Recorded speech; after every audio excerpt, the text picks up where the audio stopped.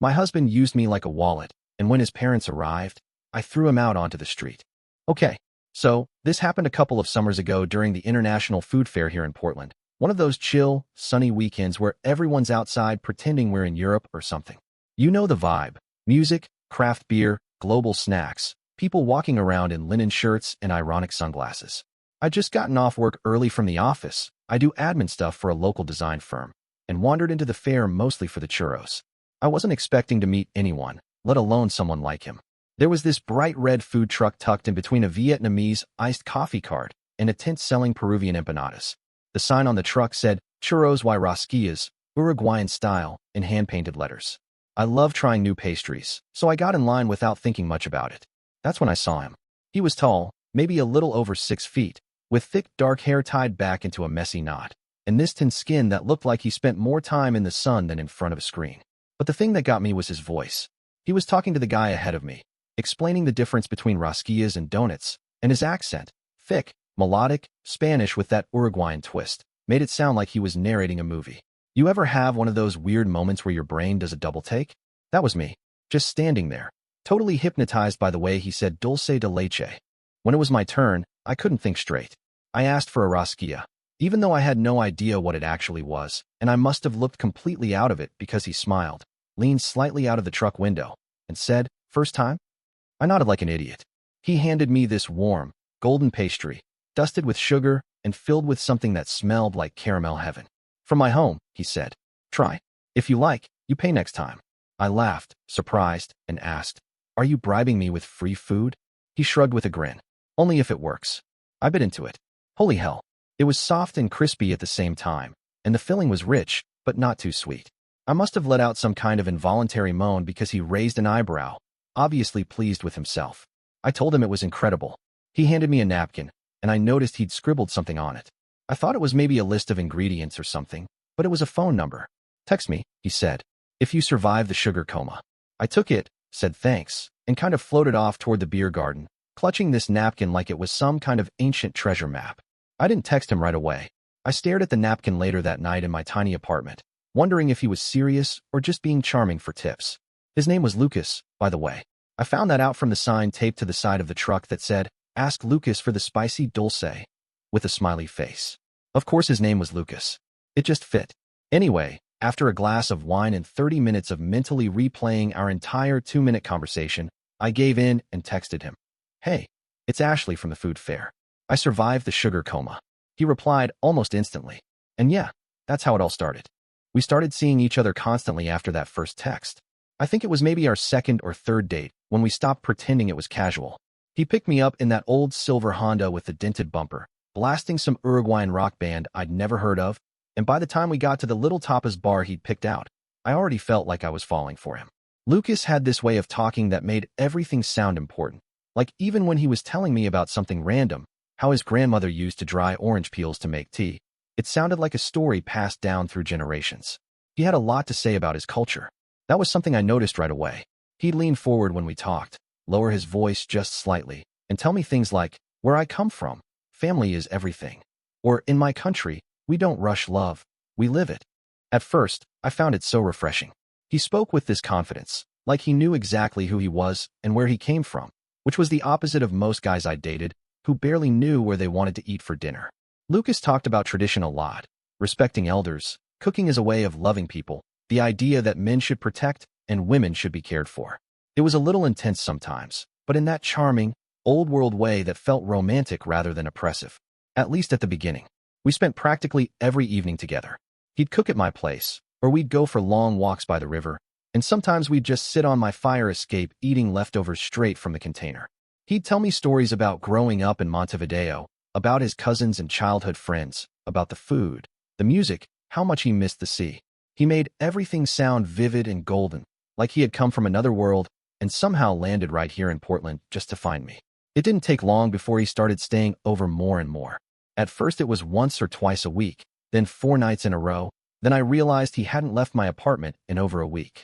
I didn't mind, not at first. I liked having him around. He'd make breakfast without being asked, fold my laundry while watching old soccer clips on YouTube, and he even started memorizing my work schedule better than I did. He made himself useful, and I appreciated that. He also had this old-school kind of attentiveness I wasn't used to.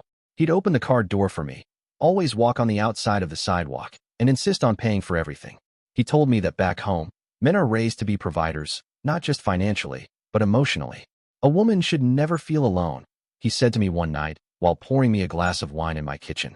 Even when she is angry, even when she wants space, she should always know her man is there. I didn't really know how to respond to that, but I smiled and let it pass because, well, it sounded nice at the time.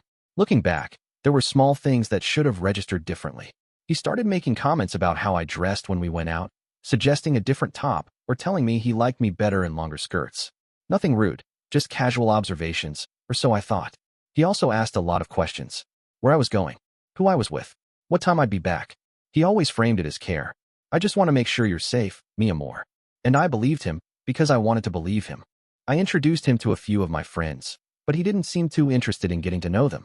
He said American friendships were superficial and that people here didn't understand loyalty the way they do in his culture. He wasn't rude, but he always seemed slightly on edge around them, like he was waiting to be judged. After a while, I noticed I wasn't hanging out with my friends as much. I was always with Lucas. He didn't say I couldn't see them, but he always seemed a little disappointed when I made plans without him. He'd say things like, "Why go out when you can be with someone who loves you?" And I'd feel guilty canceling on him. It felt like I was being swept up into something, but I didn't resist. I liked how certain he was. How intense. How different. Lucas wasn't like the other men I'd known. He seemed wiser, older in the ways that mattered. And for the first time in a long time, I didn't feel like I was floating through my own life. I felt grounded, chosen, cared for. So I didn't question it when he started keeping some of his things at my place. A few t-shirts, a shaving kit, then his boots in the hallway, and his coat on the hook next to mine. Before I knew it, I was waking up next to him more mornings than not, with his arms around me and his voice in my ear telling me that he was exactly where he belonged. It happened so gradually, I didn't even realize it was happening until I looked around one day and his stuff was everywhere. Not just a toothbrush or a few changes of clothes anymore, but drawers filled with his socks, his jackets crammed into my already too small closet, and half my fridge taken up by the specific brand of yerba mate he liked. There was no conversation, no moment where we sat down and said, "Hey, let's live together." He just stayed one night, then the next, until it became routine. It was like he moved in through inertia. I live in a tiny one-bedroom in a walk-up near Burnside. Nothing fancy, old wood floors, chipped paint on the baseboards, but it's mine. I've been on my own since I was 20, no help from anyone, scraping by with low-paying admin jobs and careful budgeting. I don't have luxuries, but I have my independence. I'd worked hard to build this little life, this space that felt safe, private, my own. And now there was a second toothbrush in the holder, beard stubble in the sink every morning, and soccer games streaming on the TV when I came home from work. At first I told myself it was temporary. He was just staying over a lot. We hadn't made it official or anything. But eventually I stopped asking when he was going back to his place, mostly because I wasn't sure if he even had one anymore. He'd sold his car, said it wasn't worth keeping with gas prices and street parking being a nightmare, and he kept most of his things at mine. Even his documents, his old backpack from Uruguay, a pair of soccer cleats he never used but refused to throw away. Lucas had a temporary visa, one of those things tied to seasonal employment, and every time it came up he'd get this tight look in his eyes and say it was complicated. He didn't like talking about it much. Said the system was broken, that people didn't understand how hard it was to get a real job without a green card. I tried to be understanding. I mean, it's not like I knew what that kind of stress felt like. I couldn't imagine being in a foreign country, unsure of your future. So when he said he couldn't contribute to rent yet, that he was figuring it out, I nodded and said it was okay. He always said it like he wanted to help. "Once I get something stable, I'll take care of you," he'd say. "I'm not one of those men who freeloads. I just need time." He made it sound like this was just a rough patch, like he was between great things. But weeks went by, then months, and nothing changed. He had a few odd jobs here and there, working a weekend shift at the food truck, helping a friend's cousin with moving, but nothing steady. He'd come home late some days, sweaty and tired, saying the work was exhausting, and I'd feel guilty for even wondering if he was telling the truth. I didn't want to be the kind of partner who kept score. I told myself relationships weren't transactional, that he made me feel cared for in other ways. He'd cook dinner most nights, simple meals, but flavorful, and he was always affectionate, always telling me how proud he was of me for working so hard, how lucky he was to be with someone so capable. And that's what really got to me. The way he'd say things like, "You're stronger than me," or "I could never handle this country the way you do." It sounded like praise, but it also made me feel like I didn't have a choice but to keep handling everything. Rent wasn't cheap. Between that, groceries, utilities, and commuting, I was stretched thin. I started skipping my usual lunch runs at work and bringing leftovers, stopped ordering takeout on Fridays, canceled the gym membership I barely used. I told myself it was fine. Lucas would pay me back eventually. This was just temporary. People go through hard times. But deep down, I could feel the shift. It wasn't just the money. It was the way my apartment stopped feeling like mine. He rearranged things in the kitchen, said it was more efficient. He moved my couch so it faced the window instead of the TV, said he liked the light better that way. I didn't push back at first. I didn't want to argue over little things. But little things add up. My home started to feel like something I was borrowing, not something I owned. Like I was accommodating someone who had never actually asked, just assumed. I started to realize how lonely it felt to be the only one keeping the whole thing going. I'd come home from work exhausted, and he'd be on the couch scrolling through his phone, half watching some soccer game, waiting for me to figure out dinner. He always offered to cook, but only if I picked up the groceries. He'd kiss me on the forehead and say, "You know I'd do it if I could," and I'd believe him, at least for a while. But eventually those words started to sound more like a script than a promise. And the worst part? I didn't know how to bring it up. Every time I tried, he'd get quiet, almost hurt, like I was accusing him of being lazy or ungrateful. He'd say, "You think I want this? You think I like depending on you?" And then I'd feel bad, like I was being cruel for even asking. So I stopped asking. I kept paying, kept adjusting, kept pretending this wasn't starting to feel very one-sided. It started off almost like a joke. The first time he said anything, we were sitting at a little Mexican place we liked, drinking margaritas and sharing chips, and I laughed at something dumb he said, something about his old boss who used to yell at customers in 3 languages at once. I threw my head back and laughed, full-on laughed, the way I always do when something actually hits me. That's when he looked at me and said, with a half-smile, "You laugh so loud, Mia more." In my country, women laugh more softly, more modest. I didn't think much of it at the time. I laughed again and said, "Well, you're in my country now." He chuckled and kissed my cheek, so I brushed it off. But I remember the way he looked at me when he said it, like he was amused but also serious. I didn't let it sink in right away. After that, the comments came more regularly. Small, harmless-sounding things at first. "Why do you curse so much?" In my culture, women speak with more elegance. Or, "You sit like a man sometimes, all spread out." Be soft, Carino. Women should be soft. And then, once, when I interrupted him during a story he was telling a friend over dinner, he said, not unkindly, "Where I come from, women listen more than they talk." Each time, it made me pause. Not because I agreed, but because I wasn't sure how to react. He wasn't yelling. He wasn't calling me names. It all felt framed in this tone of, "Let me teach you something about the world." I figured it was just cultural. I mean, I'd heard enough about machismo in Latin America to know that gender roles could be more rigid, more traditional. I told myself I was being open-minded, that this was just part of being with someone from a different background. But the tone started shifting. It went from observational to critical, and eventually to outright condescending. One afternoon we were getting ready to go out, and I was putting on a casual dress. Nothing fancy, just something light for the heat. And he looked me up and down and said, "You know, women in my country don't dress like that unless they want attention. You shouldn't need to show your body like that." I froze with my sandal in my hand, caught off guard. "It's just a dress," I said. "It's 90 degrees. He just shook his head and said, "If you were with a man from home, he wouldn't let you walk around like that." Another time we were at a friend's birthday party, and I was laughing and chatting with a couple of coworkers. He came up behind me, touched my lower back gently, and leaned in. "You're too loud again," he whispered. "You don't need to perform for everyone. It's not elegant." I laughed it off, but there was this pit in my stomach I couldn't shake for the rest of the night. The worst ones came when we were alone. Late at night, when we were lying in bed and I brought up something he didn't want to talk about. Money, the future, whether he'd found work. He'd go quiet, then say something sharp, just low enough to sting. American girls are all the same. Too independent for their own good. You don't know how to be with a real man. I'd roll over, trying to end the conversation, and he'd add something like, "You wouldn't survive in my country. Women there know their place." The first time he said that, I remember sitting up in bed, heart pounding, not sure if I'd heard him right. "What does that mean?" I asked. He turned away, exhaled slowly, and muttered, "Forget it. You wouldn't get it." I didn't know what to say. I told myself maybe he was just frustrated, that I was pushing him. Maybe he was tired. Maybe I was being too sensitive. That's what I kept telling myself, over and over, that this was just a culture clash, a misunderstanding. I wanted to believe that, because believing anything else meant I had to admit that something deeper, something uglier, was starting to grow between us. At first, I didn't notice how much I was carrying because it crept up on me, slow and quiet, like a leak behind the wall you don't realize is there until your ceiling starts to sag. I'd wake up early, get ready for work while Lucas was still asleep, tangled in my sheets, and leave the apartment with this weird mix of guilt and hope. Guilt because I was starting to resent him for staying home, and hope because maybe today would be different. Maybe today he'd do something productive.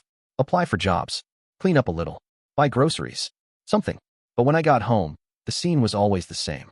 He'd be on the couch, in the same clothes I left him in, legs up on the coffee table, my laptop perched on his knees as he played some game I didn't recognize. Sometimes he'd be wearing my headphones, completely zoned out, the dishes from lunch still sitting on the counter. And he never asked before using my laptop, just assumed it was his now, like everything else in the apartment. The kitchen, once this quiet little space I used to unwind after work, had become a mess of half-washed pans and empty cereal boxes. He never bought groceries, never even asked if we were running low. I'd open the fridge and see a few sad condiments and a carton of eggs I bought 2 weeks ago, and then somehow still end up making dinner. He never said it outright, never demanded anything, but it became an unspoken rule that I would cook. I'd walk through the door, tired from work, still carrying my bag, and he'd say something like, "Hey, BB, what are we doing for dinner?" Like we had discussed it earlier. Like it was a team decision and not just another thing silently added to my to-do list. If I said I was too tired, he'd shrug and order something cheap, but then sulk for the rest of the night or make passive comments like, "Back home, women always made sure their men were fed." And it wasn't just the food. I paid the rent. I paid the internet bill he used to stream YouTube for hours. I covered the power bill that ticked higher every week from him running the AC all day and never turning off the lights. I paid for the phone plan he was still on, the laundry detergent, the toilet paper, the small stupid things that added up. He didn't contribute to any of it. Not once. And yet he moved through the apartment like it was his name on the lease. Sometimes, when I got home earlier than usual or worked from home for a day, I'd catch him napping in the middle of the afternoon, or watching soccer reruns, or scrolling through his phone while a pot of water boiled on the stove and nothing else was happening. He'd tell me he'd been job hunting, but when I asked where he applied, he'd deflect or say, "It's all online now, you know how it is." But I never saw him send a single email. The worst part wasn't even the work or the money, it was the feeling. The sense that I was disappearing inside my own life, becoming a supporting character in my own apartment. I felt more like a housekeeper than a girlfriend, like someone whose only job was to keep the ship afloat while he lounged on the deck and sunned himself. And still, I told myself this was temporary, that he was just adjusting, that he wanted to work, but couldn't find anything yet. I reminded myself that he was in a difficult position, that things were different for him. I made excuses in my head and out loud to my friends, who started noticing how little I talked about myself anymore. I was exhausted, and I didn't even realize how much until one night I found myself crying quietly while chopping onions for a stew he'd requested, knowing full well he wouldn't even offer to wash the dishes afterward. I stood there, knife in hand, onion skins all over the counter, blinking through tears and telling myself this was just a phase, that it would get better, that things would even out. But deep down, something inside me was starting to crack. I didn't even mean it as an accusation. It wasn't some angry outburst or some dramatic scene. We were just sitting at the kitchen table late one evening, and I brought it up quietly, cautiously, the way you bring up something you know might go badly, even though you're hoping it won't. I said something like, "I'm just getting a little overwhelmed with the bills lately. That's all." I didn't even say his name. But the way Lucas reacted, you'd think I accused him of stealing from me. He leaned back in his chair and stared at me for a long second, then said, flatly, "So now I'm a burden?" I shook my head quickly, trying to explain, to pull the words back before they turned into something I didn't mean. "No, that's not what I said. It's just, everything's on me right now. Rent, utilities, groceries. I'm doing my best, but it's getting tight, and I thought maybe we could figure something out. A plan." He didn't say anything for a moment. Then he stood up and walked away, pacing a little, arms crossed, jaw tight. Then he turned back and said, "You know what? I really thought we were building something real here. But maybe I was wrong. Maybe you're just like everyone else in this country, obsessed with money." That hit me like a slap. I tried to respond, but he kept going. "You think I don't feel bad already? You think I want to be in this situation? But instead of supporting me, you're counting pennies like I'm some kind of leech. I thought we were partners. But you," he pointed at me, his voice sharp now, "you're just keeping a scorecard." I froze. My heart was pounding, and I felt my throat close up. "That's not fair," I said quietly. "I've been supporting us both for months." He laughed, this cold, humorless sound. "Wow, so you're keeping track. That's good to know."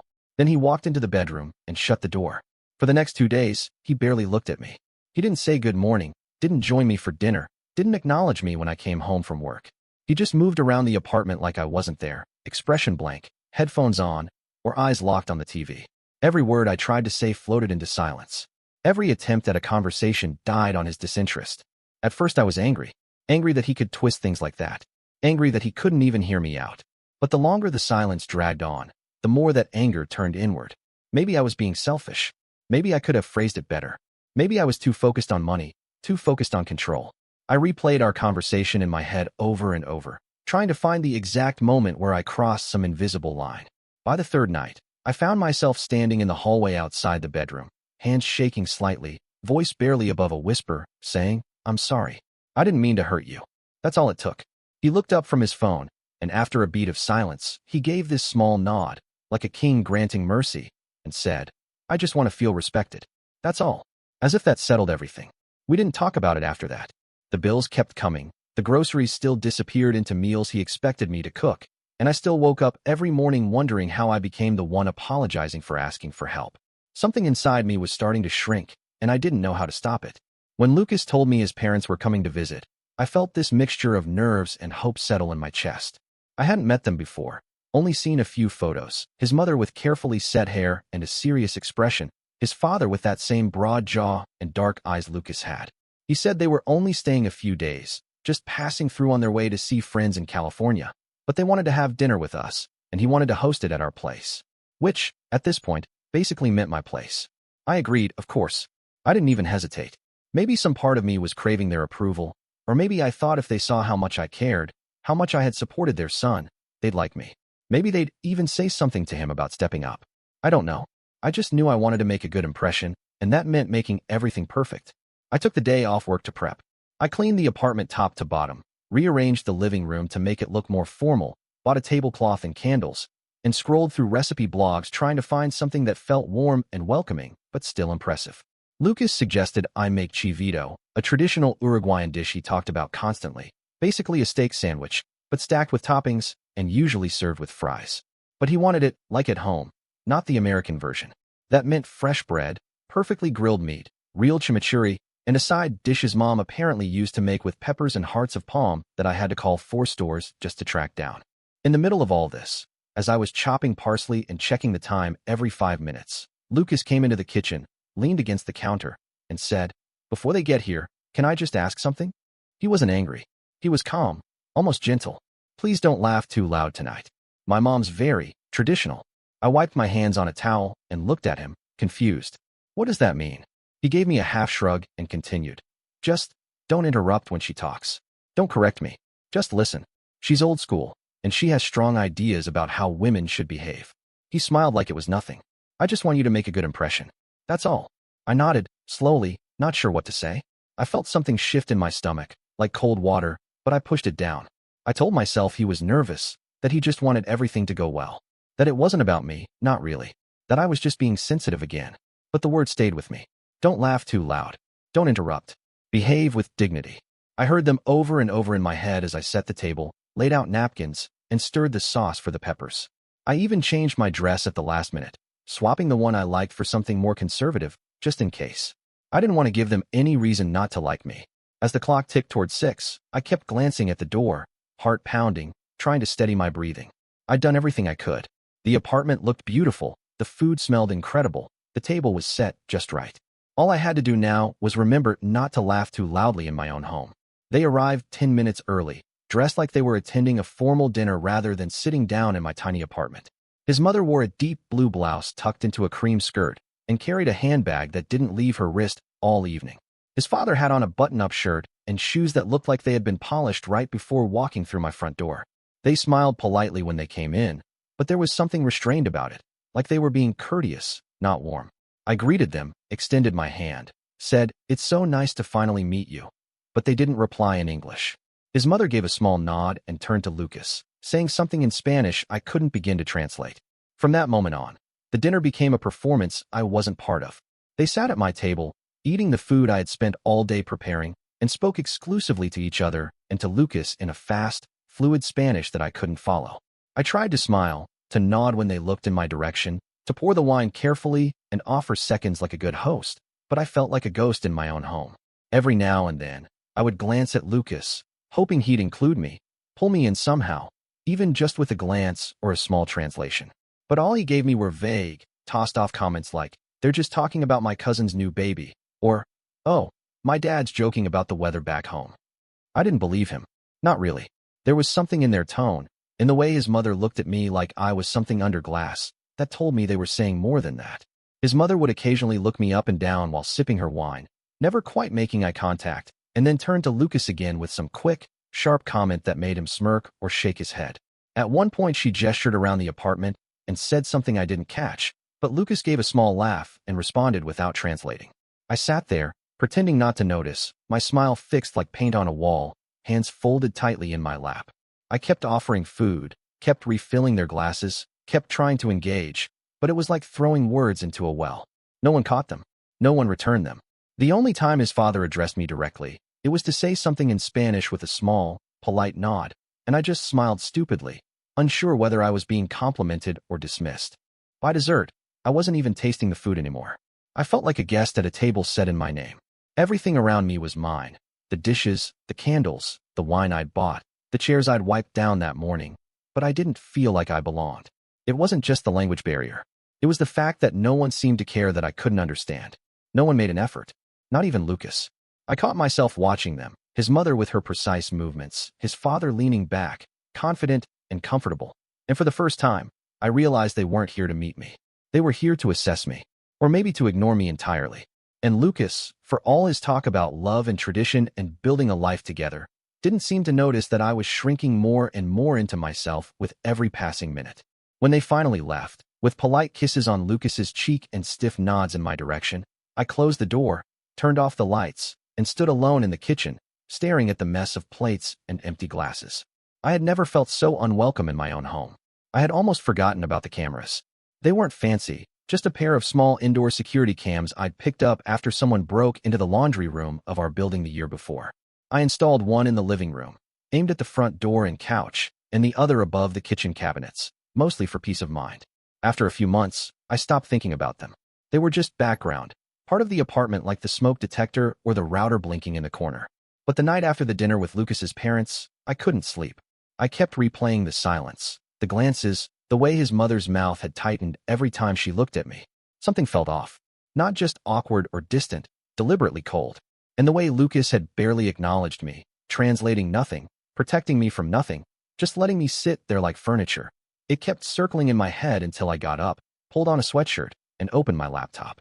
I hadn't checked the footage in months, but it was all still there, motion-triggered clips, neatly time-stamped and archived. I scrolled to the part of the evening when I'd run out to the corner store to grab cream for the dessert. I was gone maybe 20 minutes. I remembered telling them I'd be right back, that the flan would fall apart without it, and Lucas had waved me off with that half-smile, already deep in conversation with his mother. I found the clip, clicked play, and watched the three of them sitting at my kitchen table. As soon as the door closed behind me, it was like a switch flipped. Lucas's father leaned forward and said something to him in Spanish, fast and low, and then both parents laughed. I couldn't understand the words, but the tone was unmistakable, mocking, confident, mean. His mother gestured toward the kitchen, then toward the wall, and made a face that needed no translation. Disgust or disdain. Then Lucas said something, short, dismissive, and rolled his eyes.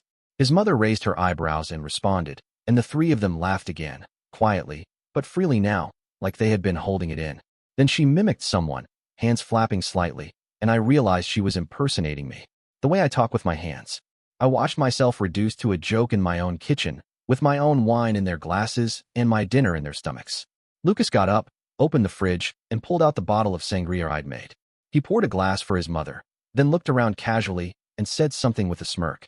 His father replied, and they both laughed again. At one point, his mother shook her head and said something while tilting her chin toward the hallway. Lucas shrugged. He didn't defend me. He didn't tell them to stop. He just stood there, comfortable in the middle of it all. I watched the entire 20-minute clip, frozen. The worst part wasn't even what they said. It was how easy it came to them.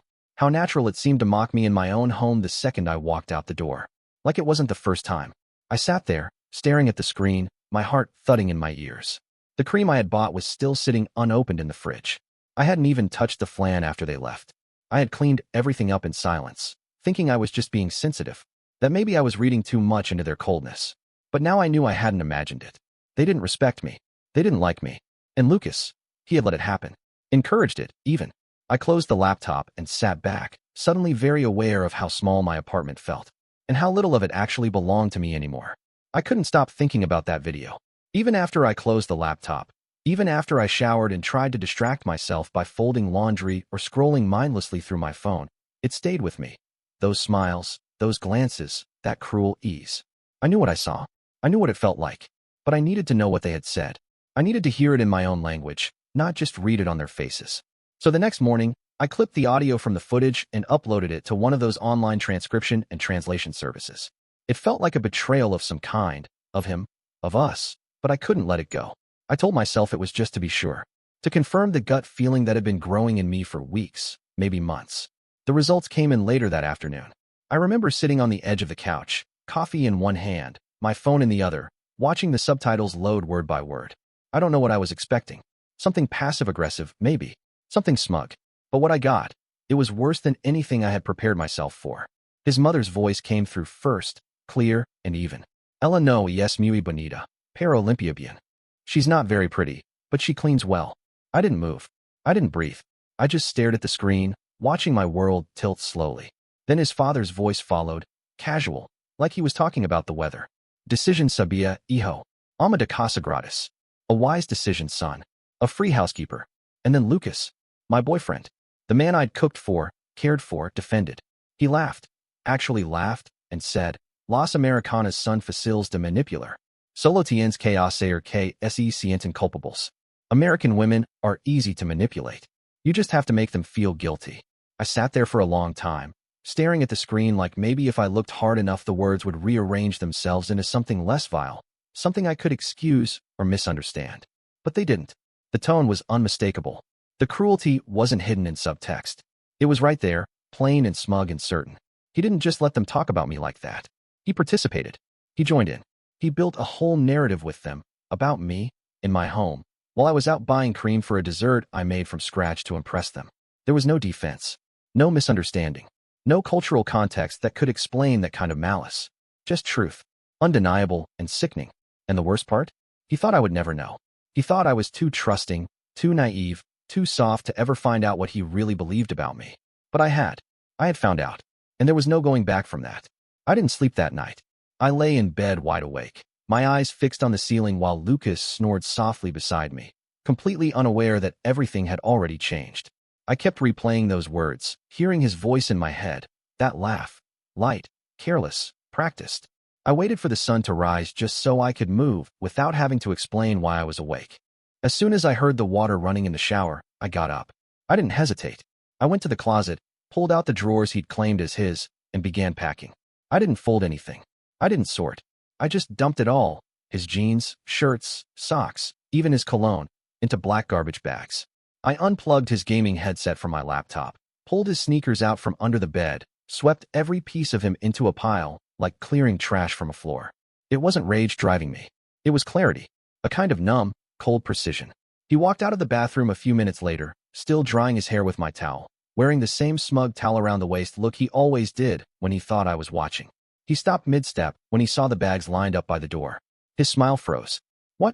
What is this? He asked, voice soft, a little laugh behind it like maybe this was a joke I was playing. I didn't flinch. I looked him in the eyes and said, I saw the video. I translated everything. For a second, he didn't move. Then he blinked and shook his head, trying to recover, trying to find the right version of himself to play. What video? He asked, all innocence, like maybe he could stall long enough for me to back down. I didn't answer. I didn't have to. He saw it on my face. Wait, hold on, he said, stepping forward. You're spying on me now? You go behind my back, record conversations in my language, and you think I'm the bad guy? You were in my home, I said quietly, mocking me, using me. You brought your parents into my kitchen and let them humiliate me. His face darkened instantly. That's a violation, Ashley. You invaded my privacy. You don't even speak Spanish. You don't understand our culture. You twisted everything. You said I was easy to manipulate. I said, my voice flat. You call me a free maid. His jaw clenched. So what? Now you're throwing everything away because of one stupid joke. His tone turned sharper, harder. You think you're some kind of victim? Please. You like taking care of me. You begged for my attention. You needed me. Pack your things, I said, nodding toward the bags. You're leaving. Today. He stared at me, then took a step forward and grabbed my arm. Tight. Fingers digging in just enough to cross a line. You're being hysterical, he hissed. You're not thinking clearly. I jerked my arm away. Touch me again, and I call the police. He stood there, breathing hard, then let out a short, bitter laugh. You'll regret this, he said. No one else is going to put up with you. You think you're strong, but you're just another lonely, uptight American woman who thinks love is a job interview. He grabbed the nearest bag and yanked it toward the door, knocking over a chair on the way out. Enjoy your perfect little life, he spat, with your cameras and your sad little apartment. He didn't look back. He slammed the door so hard a frame on the hallway wall tilted sideways. I stood there, shaking, heart pounding, but steady. There was nothing more to say. The first thing I did after the door slammed was change the locks. I didn't sleep that night either, not because I was heartbroken, but because I didn't trust that he wouldn't come back. I called a locksmith first thing in the morning and paid extra to have it done immediately. While I waited, I sat on the floor with my laptop and uploaded every camera recording I had into a cloud folder I named Security, Urgent. I didn't want to just erase the past and move on. I wanted a record, something I could point to if things got worse. Then I blocked Lucas on everything, phone, social media, even email. I didn't want apologies. I didn't want excuses. I didn't even want threats. I wanted silence, complete and permanent. But of course, silence wasn't something Lucas was capable of. The first sign of trouble came when I got a text from an unknown number that just said, "You can't erase me." Then another one, a few hours later. "I still have things there." He didn't. I checked twice. I went to the police the same day. I wasn't dramatic about it. I brought my camera footage on a flash drive, explained everything calmly. The officer at the front desk was polite but tired, the way people are when they've seen too many variations of the same story. He nodded, took down the details, told me to call if he tried to make contact again, and said they could issue a report, but not much else unless he physically threatened me. A few days passed. I started breathing normally again. I went to work. I made myself breakfast without feeling like I had to portion it for two. I played music in the apartment again. It felt like waking up from a fog. Then he showed up at my office. I didn't see him come in. One of the receptionists buzzed me from the front and said, "There's a man asking for you. Says it's urgent." My stomach dropped. I walked toward the lobby just in time to see Lucas standing there in the same black jacket he used to leave at the foot of my bed. He looked different, tired, unshaven, like someone trying to look pitiful on purpose. He didn't see me at first. He was pacing near the chairs, muttering to himself. My boss, Hannah, was already walking toward him, calm but firm. "You can't be here," she said. "You need to leave." Lucas turned, and when he saw me a few feet away, everything shifted. His face crumpled into this mockery of grief. "Ashley," he said too loudly. "You're not even going to talk to me? After everything?" I didn't respond. I kept my eyes on Hannah, who stepped between us. "You need to go," she said again, louder this time. "You're making people uncomfortable." "I love her," he said, voice cracking. "She's confused. You don't understand, and then he turned suddenly and pointed at one of my coworkers. "Is this about him? Are you sleeping with him now?" People were standing up from their desks. Phones were being put down. I felt heat rising in my chest, not from embarrassment, but from fury. I moved back without thinking. Lucas took a step forward like he was going to lunge, toward me, toward my coworker, I don't know. But before he could get close, two of our building's security guards arrived and grabbed him by the arms. He fought them at first, yelling, accusing, pleading. He cried as they pulled him out. He screamed that I had ruined him, that I was nothing without him, that I'd regret this. Hannah turned to me after he was gone, her face pale. "We're upgrading security," she said. "You shouldn't have to deal with this here." She made sure I got home safely that night. She even helped me find a lawyer. A week later, I filed for a restraining order. I brought the video, the texts, the report I'd filed with the police. The judge didn't need much convincing. Now, months later, I still flinch a little when the buzzer rings or when I see a black jacket from behind. But it's getting better. My apartment feels like mine again. My life feels like mine again. I'm not patching over what happened. I'm remembering it clearly, keeping it where I can see it. Because what happened wasn't love. It was control. And I'm not ashamed that it took me a while to see that. So now I'm asking you, what would you have done in my place? Have you ever seen someone change so completely once they thought you wouldn't leave? How do you learn to trust your own instincts again after someone convinces you to doubt every one of them? I'd love to hear your stories.